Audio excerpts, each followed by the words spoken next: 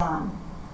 Unless you've ever been a law enforcement officer or a prosecutor handling a difficult homicide case, you cannot know what it's like to launch this type of investigation and come to the right conclusion.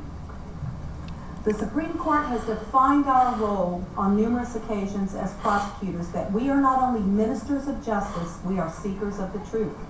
And we stay true to that mission. Again, we prosecute on facts and the laws of the great and sovereign state of Florida, and that's the way it will be in this case.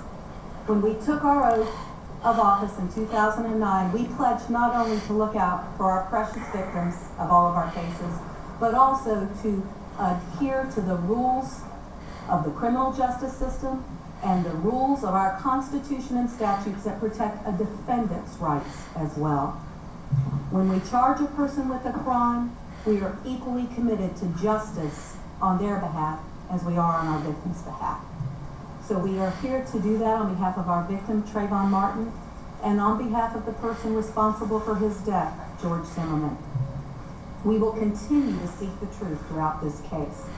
Every single day, our prosecutors across this great country handle difficult cases, and they adhere to that same standard, a never-ending search for the truth and a quest to always do the right thing for the right reason.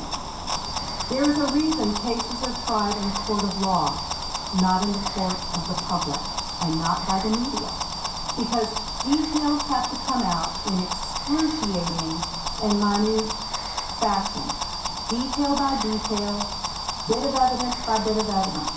And it's only then when the trier of fact, whether it's a judge or a jury, gets all of those details, that then the law is applied to that and a decision can be rendered. We will scrupulously adhere to our ethical obligations and to the rules of evidence in presenting this case that way. Today we filed an information charging George Zimmerman with murder in the second degree.